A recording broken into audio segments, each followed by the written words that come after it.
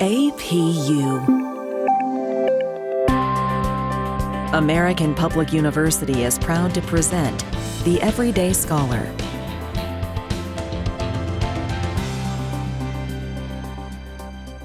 Welcome to The Everyday Scholar.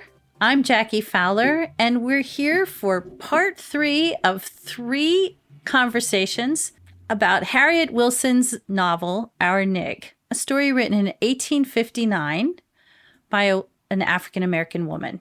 And so I want to introduce our star of the day, Dr. Jennifer Fisch-Ferguson from the English and Literature Department at APU. Welcome to you, Dr. Fisch-Ferguson. Thanks, Jackie. I appreciate being back to wrap up the rest of Our Nig. Now, for all of you who have been following along, there is a link in the transcript for the Project Gutenberg PDF of Our Nig, and it is free. So you can download this on your computer and read it. It's only about 100 pages, so I think you'll enjoy this.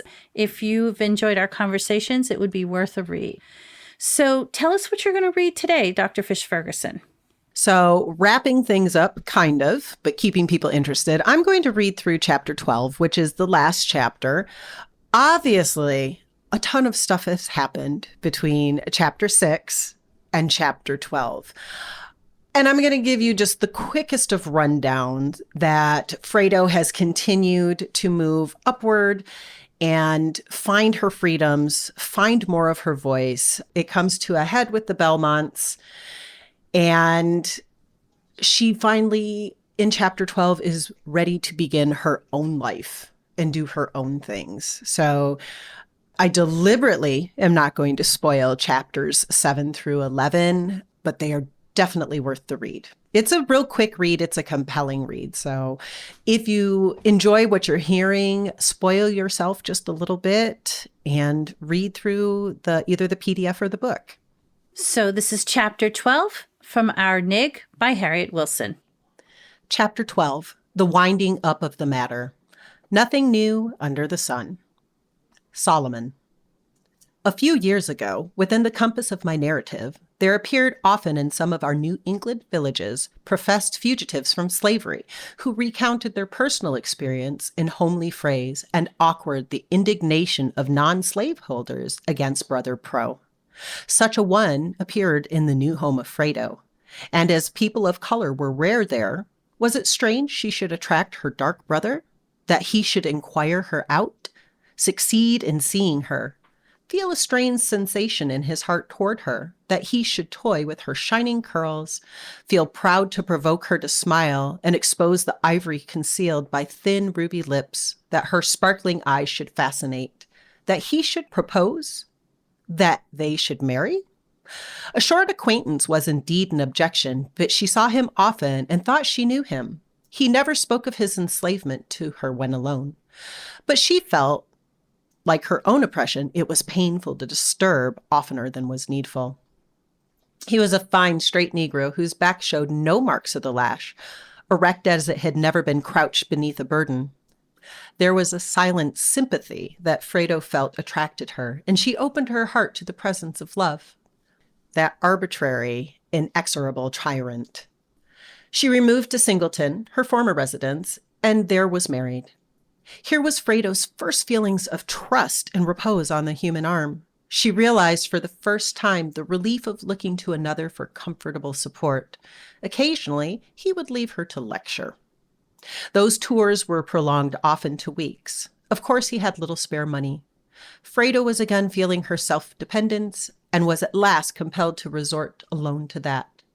Samuel was kind to her when at home, but made no provision for his absence, which was at last unprecedented. He left her to her fate, embarked at sea, with the disclosure that he had never seen the South, and that his illiterate harangues were for humbugs and hungry abolitionists, once more alone. Yet not alone. A still newer companionship would force itself upon her. No one wanted her with such prospects. Herself was burden enough. Who would have an additional one? The horrors of her condition nearly prostrated her, and she was again thrown upon the public for sustenance. Then followed the birth of her child. The long-absent Samuel unexpectedly returned and rescued her from Charity. Recovering from her expected illness, she once more commenced toil for herself and child in a room obtained of a poor woman, but with better fortune. One so well known would not be wholly neglected. Kind friends watched her when Samuel was from home, prevented her from suffering, and when the cold weather pinched the warmly clad, a kind friend took them in and thus prevented them. At last, Samuel's business became very engrossing, and after long desertion, news reached his family that he had become a victim of yellow fever in New Orleans. So much toil as was necessary to sustain Fredo was more than she could endure, and soon as her babe could be nourished without his mother, she left him in charge of a Mrs. Capon and procured an agency, hoping to recruit her health and gain an easier livelihood for herself and her child. This afforded her better maintenance than she had yet found. She passed into the new various towns of the state she lived, then into Massachusetts. Strange were some of her adventures, watched by kidnappers, maltreated by professed abolitionists who didn't want slaves in the South nor niggers in their houses north. To lodge one, to eat with one, to admit one through the front door, to sit next to one? Awful. Traps slyly laid by the vicious to ensnare her, she resolutely avoided. In one of her tours, Providence favored her with a friend who, pitying her cheerless lot, kindly provided her with a valuable recipe, from which she might herself manufacture a useful article for her maintenance. This proved a more agreeable and easier way of sustenance. And thus, to the present time, may you see her busily employed in preparing her merchandise, then sallying forth to encounter many frowns, but some kind faces, friends, and purchases. Nothing turned her from her steadfast purpose of elevating herself. Reposing on God, she has thus far journeyed securely. Still an invalid, she asks for your sympathy, gentle reader. Refuse not, because some part of her history is unknown, save by the omniscient God. Enough has been unrolled to demand your sympathy and aid. Do you ask the destiny of those connected with her early history? A few years only have elapsed since Mr. and Mrs. B passed into another world. As age increased, Mrs. B became more irritable, so that no one, even her own children, could remain with her. And she was accompanied by her husband to the home of Lewis, where, after an agony in death unspeakable, she passed away. Only a few months since, Aunt Abby entered heaven. Jack and his wife rest in heaven, disturbed by no intruders. And Susan and her child are yet with the living. Jane has silver locks in place of auburn tresses, but she has the early love of Henry still, and has never regretted her exchange of lovers. Fredo has passed from their memories, as Joseph from the butlers, but she will never cease to track them till beyond mortal vision. End chapter 12. This is The Everyday Scholar, and I'm Jaclyn Fowler. Dr. Jennifer Fisch-Ferguson has just completed reading Chapter 12 of Our Nig by Harriet E. Wilson. And we're going to take a quick break and then return for some conversation. At American Public University, we believe quality education must be more affordable. That's why, as a leader in online higher education, we focus on minimizing costs and maximizing return on learner investment. And we believe higher education must be more accessible. So our online programs start every month. American Public University, within reach, without limits. Learn more at americanpublicu.com. Welcome back to The Everyday Scholar. This is Jaclyn Fowler, and I'm with Jennifer Fisch-Ferguson, and this is our third conversation of 3 about Harriet Wilson's novel, Our Nig. So, Jennifer, tell us a little bit about what we just heard in Chapter 12. So Chapter 12 is just a real quick wrap up of what happened after Fredo left the Belmont house. So there was a big kerfluffle, maybe we'll call it, in Chapter 11 that saw really into the climax of the story and how Fredo asserted herself. So Chapter 12 is kind of coming through to wrap everything up nice and neatly. It sees her falling into a romance that she thought was going to be a great thing. And she thought it was going to be good. And then her guy decided he was going to go lecture about the ails of slavery and abandoned her. Much mirroring the story of her mother, she had a child and she was sickly and she had to rebound from that and had to rely on the kindness of others, which as she went through it, she recognized it wasn't a kindness, that the people that professed to be abolitionists and they wanted things to happen differently were good at speaking it, but not good at providing it. And I think part of that is not just Fredo was recognized as being African American, but even more so that she was mixed.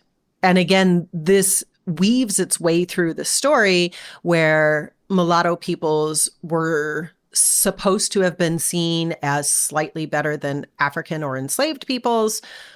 But at the same time, then people also have to acknowledge that this meant there was a union of a white person and a black person. And now here's this offspring, and now we have to deal with it. So we can't categorize you one or the other, really, because you are both. And so she learned that despite not having slavery in the North, there were still many problems of acceptance. And so she went through this journey of almost being homeless, almost dying, having a child. As soon as her child was a little older, she continued the cycle of abandonment and went off to reclaim that self-dependence and then became an entrepreneur.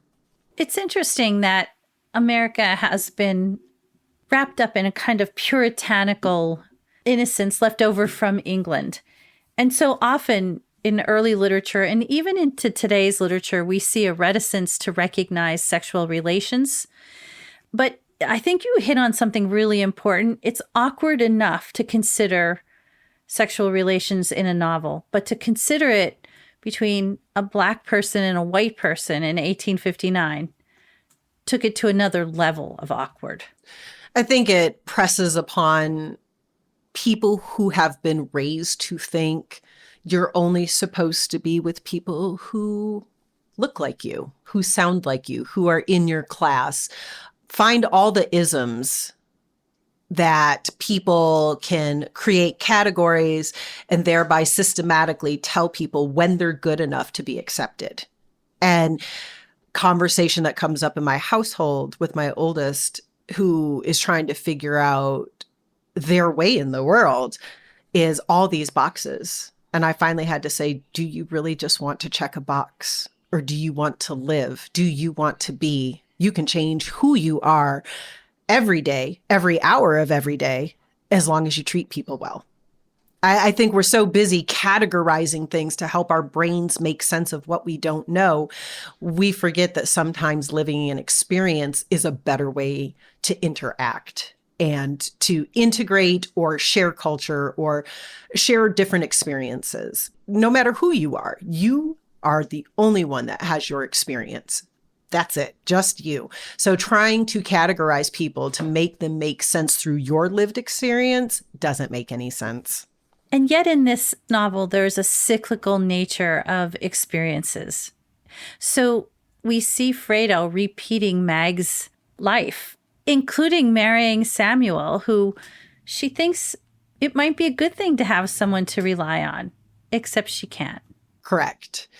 The bigger difference being is Mag thought she had reached the end. She was destitute. He's better than death, where Fredo, at least from the beginning, it was more of a companionship and more of somebody to lean on. I would also say, too, my own interpretation, of course, is Samuel felt comfortable enough to go out and lecture because she was a powerhouse. She had gone through enough that she was self-dependent. Now, illness aside, you can't necessarily decide that if your body says you're going to be weak and sick, that you can say no and carry on. So she did have physical afflictions, but her spirit was very strong, and it had to be. It had to be so she could survive and still be a person instead of being broken and completely destitute.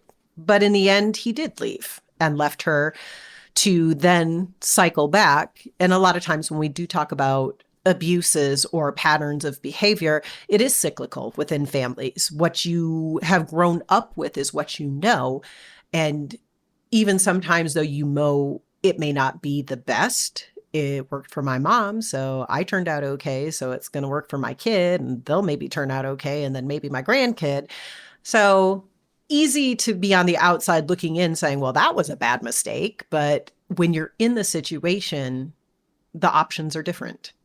It's interesting that Samuel's experiences was being raised as a slave. And so the understanding of Fredo that he would take care of her when he went on his lectures was probably nowhere in his understanding of roles. No, her understanding came from Mr. Belmont. Her understanding came from James and even from Jack. And so Samuel being a slave, her understanding is, but you're my husband and you'll help take care of things. But even still, the unspoken was Samuel held some place of maybe not power as we think of it, but some place of regard because he didn't have lash marks on his back. And that's pretty telling when the slave owner culture was, we will beat you into submission. Every time you don't work hard enough, work fast enough, we're going to remind you through pain and through torture that you need to do so. So the absence of the mark on his back also shows that, okay, you had a little more regard. The fact that he was articulate enough to go off and do these lectures and gather a crowd for his lectures also shows that he had some little modicum of presence and privilege. And while we don't actually hear much about it, there is a structure behind Samuel and his lectures. There are the white Northern liberals who are putting him out on the circuit who think nothing of his wife and child who remain at home while he's out lecturing. It's almost as if in their zeal to end slavery, they use up Samuel in this case. Well, absolutely. And it's, again, coming from this place of, and I hate the terminology, but, we have this good, fine Negro here that talks well, and if you've heard my lectures before about being called articulate, oh, he can speak and people aren't intimidated by him and he speaks well. So people will want to listen to him. And so that furthers their agenda. They can go home at night after having promoted Samuel in his talks and feel good about themselves and go to sleep and think the world's going to be a better place, instead of recognizing their own cycle of, when you let one person speak for all experiences, you are not getting a well-rounded picture. When you pigeonhole the enslaved experience on one person because he lectures well, you diminish everything else that other people have been through because maybe they're not as articulate. Maybe they have more disfigurement. Maybe they don't present as well. But when you are putting people out there, you're looking for a presence. You're not looking for an authentic story. Without applying their own framework to his family, his extended family, they treat him as another anyway. Absolutely. He is good to set their agenda, but that's all he is. He isn't multifaceted. He isn't a brother, a son, a father, a husband. He is Samuel, the agenda. And so they make him a very 2D caricature of what he should have been.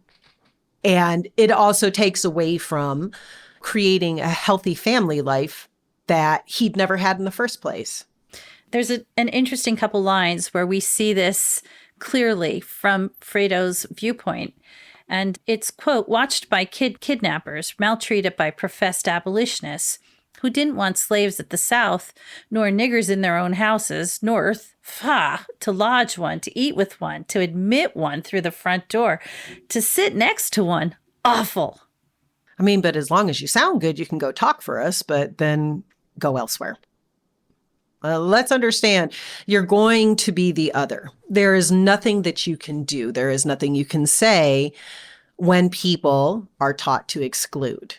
And that's a lot of people hate to recognize about the foundations of the country. It was made on an exclusionary basis. So when people talk about the Puritans coming over, to start this new land and start these new outcroppings with people and their belief systems, they were leaving the Church of England, who were all about rock and roll and parties.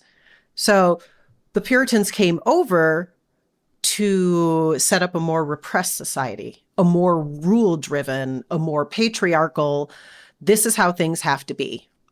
While Church of England was over there rocking and rolling through divorces and beheadings and all the other scandals. So it creates this huge puritanical streak through American identity. That's still here. That is 100% still here. When people start to question, well, the biggest comparison I tend to get when people ask in other countries, do they really show people being shot on television in a show? Yes.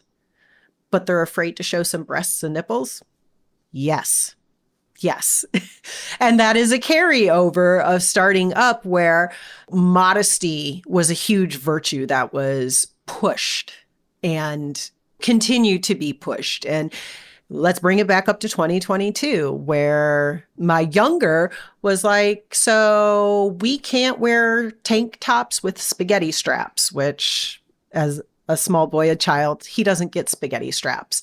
And he asked me why. And I said, if we're going to go with the good answer, there's less material and hormonal bodies create odors.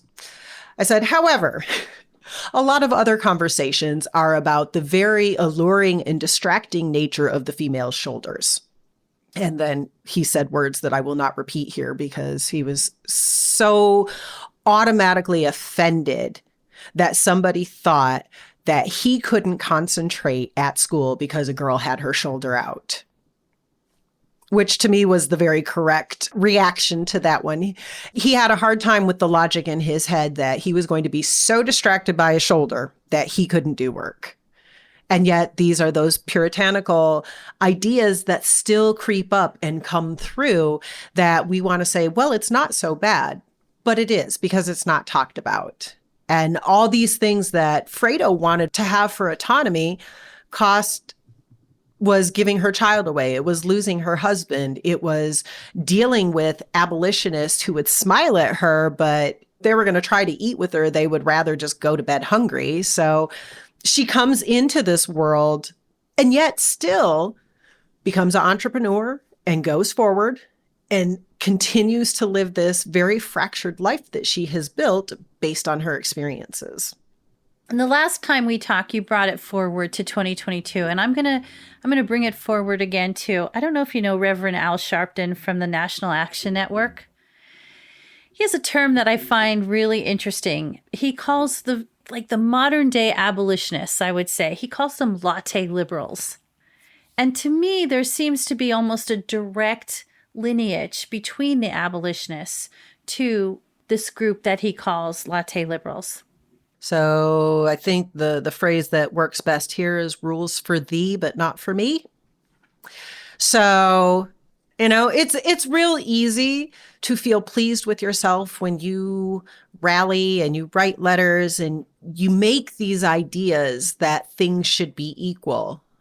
And then you go home and say in your very, very safe, non-cultured neighborhoods, maybe, where everybody looks the same, sounds the same, goes to the same church, the kids go to the same private schools. So while, yes, I do believe there are plenty of people who would love to see some change, there are also plenty of people who would like to see some change as long as it doesn't affect their way of living and not to get their hands too dirty. And I think part of that is coming back to the notion that there are good examples of certain sets of people instead of allowing people to be people. So one of the biggest pushbacks I hear time and again is about, black on black crime, as if that's an excuse for then there to be white on black crime. I'm going to suggest everybody hop on over to statistics.org and check the numbers of white on white crime, which are just as high. They're just as high, just not talking about as loudly because that's not what is sensationalized. It's not what makes people okay to go to bed and go to sleep when someone kills a 12-year-old kid, that's having an autistic meltdown. That allows them, well, black on black crime still does not excuse the fact that a child's life was taken unnecessarily. And I think people find these different ways to appease themselves. So let's push it back just a little bit, where when you have all these protests in Ferguson and they find these horrible, horrible mugshots of the young man, and well, he was a thug, he was a criminal. But then we go to that horrible rapist, Brock Turner, whose picture they put out after he was caught raping an unconscious woman. They posted his graduation photo instead of his mugshot. I mean, it's all about that perception. So when you come to latte liberals, and this can be across any culture talking about any injustice, we are not pigeonholing anybody. We're going to let that one stand right there. There are a lot of people who would like to do minimal effort so that they can pretend that they're working toward equality. So when they go home and go to bed, they can feel okay about the effort that they've made to make the world a better place. And then they can feel rested. But again, they're inside these very similar gated communities where they're allowed to feel safe because there aren't othering influences intruding on them. Jennifer, Harriet Wilson wrote this book 163 years ago. And still we recognize themes from that book in our society today. What needs to change? I think everybody could do with a good hard look of honesty at themselves. Sometimes that mirror is not our best friend. But honestly, in order to make change, and a huge, big, sweeping statement, and probably not as many actionable answers as people would like to hear, but it's rounding back down to how do we structure ourselves? What actually is important to us? And then how do we make our communities safe? I think a lot of people are waiting for upper level governments to swoop in and make all these changes, and all of a sudden everything is going to be miraculously better. Historically, we have known this not to be true because they're busy playing their games and their own agendas. But I do believe our changes come at a community level where we can start maybe by trying something new. Accepting someone at face value. Stop othering people. Everybody's other. Nobody is exactly like you. Nobody ever can be because of lived experiences. But you can take yourself out of your comfort zone and maybe introduce yourself to something different. The worst that happens is you find something new that you love, or you decide that you never want to try it again. But we live in these little cloistered areas where people are afraid. And they're driven by fear. And fear is hammered into them daily by what they hear, what they see, what they're fed, what they consume on social media. So what we're looking at is maybe a call to action to try do something out of your comfort zone for once. Maybe interact with somebody, maybe talk to somebody new. And I'm not saying you have to go and rudely, aggressively come after people. Check your own privilege at the door. I check my own when I have to integrate into situations where I'm maybe not comfortable enough. So yeah, we take these steps forward. We learn new things. Hopefully we pass on some shared knowledge to those around us. And here's the biggest clue of all: embrace difference. I always say this to people when they ask, and then they're afraid that they let me talk forever. But if you had to eat one food for the rest of your life, would you have a satisfied life? And if the answer is no, then my bigger question is, then how do you expect to have a fulfilled and enriched life if everything looks the same every single day? So, Jennifer, at the end of three conversations about Harriet Wilson's book, Our Nig, what do you think happened to Fredo's and Samuel's child? I think what I'm going to ask here is, do you think Fredo broke the cycle by giving up her child? The best part about Fredo's child is we're never given a gender. It's always the child. The very optimistic part of me says yes. Actually, the child decided that not having a family was not how they wanted to raise their family. And so they went on to create a more loving and supportive environment for them and their own children. and then they adjusted that cycle. So that's the optimistic part of my brain, and that's how I'm writing it. This is the Everyday Scholar, and we've been listening to Jennifer Fisch-Ferguson reading Chapter 12 of Our Nig by Harriet E. Wilson. And I'm Jaclyn Fowler. Thank you for joining us on the Everyday Scholar. For more information about our university, visit us at studyatapu.com.